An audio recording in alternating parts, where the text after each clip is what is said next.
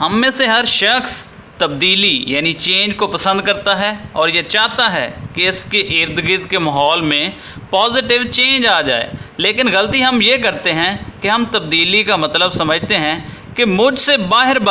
تمام چیزیں ٹھیک ہو جائیں، میری بیوی کا رویہ تبدیل ہو جائے، میرے بچے فرمانبردار ہو جائیں، اس کے علاوہ وہ میرے دوست احباب مجھ سے پیار کرنے لگ جائیں، میرے سبارڈینیٹ ایمانداری سے کام کرنے لگ جائیں، میرے باس کو بھی اچھے برے کی پہچان ہو جائے اور وہ میری قدر کرے اور میرا خیال بھی رکھے، اس کے علاوہ ہمارے جتنے بھی پولیس والے ہیں سب ٹھیک ہو جائیں اور ہمارے پولیٹیشین بھی ایماندار ہو جائیں وغیرہ وغیرہ۔ ان ساری چیزوں کو ہم سمجھتے ہیں کہ یہ تبدیلی ہے، لیکن میرا خیال یہ ہے کہ تبدیلی اس وقت تک شروع ہی نہیں ہو سکتی جب تک ہمیں یہ سمجھ نہ آ جائے کہ تبدیلی میری ذات سے ہی شروع ہوگی،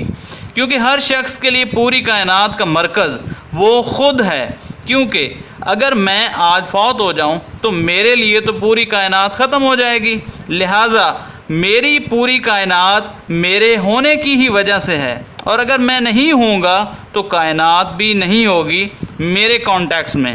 تو اب ہم بات کرتے ہیں کہ خود کو کیسے چینج کریں، کیونکہ دوسروں کو بدلنے سے زیادہ مشکل کام خود کو بدلنا ہے،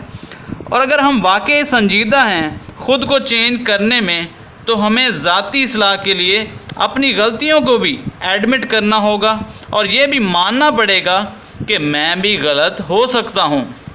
میں بھی اس وقت ہماری ایگو تھوڑی ہرٹ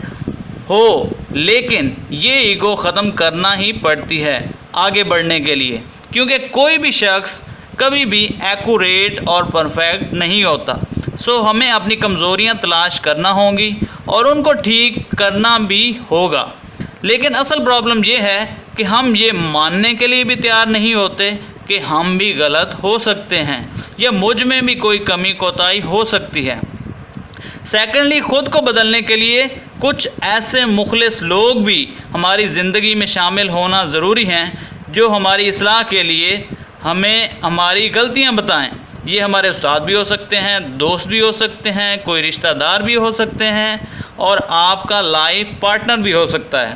لیکن ہمارا مسئلہ یہ ہے کہ ہمیں وہ لوگ اچھے لگتے ہیں جو ہماری ہاں میں ہاں ملائیں۔ تیسرے نمبر پر ہمارا پرابلم یہ بھی ہے کہ ہم ناکام ہوئے بغیر کامیاب ہونا چاہتے ہیں، لیکن ہمیں اس بات کو ضرور ذہن نشین کرنا چاہیے کہ کامیاب ہونے کے لیے ناکامی بہت ضروری ہے۔ نمبر 4 یہ ہے کہ خود کو بدلنے کے لیے آپ کو ہمیشہ لرننگ ایٹیٹیوڈ رکھنا چاہیے اور دوسروں کے اوپینین بھی سننے چاہیے۔ ممکن ہے کہ ہم سے پوزیشن یا ڈگری میں کوئی نیچے بندہ ہو، لیکن ہو سکتا ہے کہ وہ بھی ہمیں سکھا سکتا ہو۔ تو آج میں یہی کہنا چاہتا تھا۔ اگر یہ ویڈیو اچھی لگی ہے تو اس کو لائک اور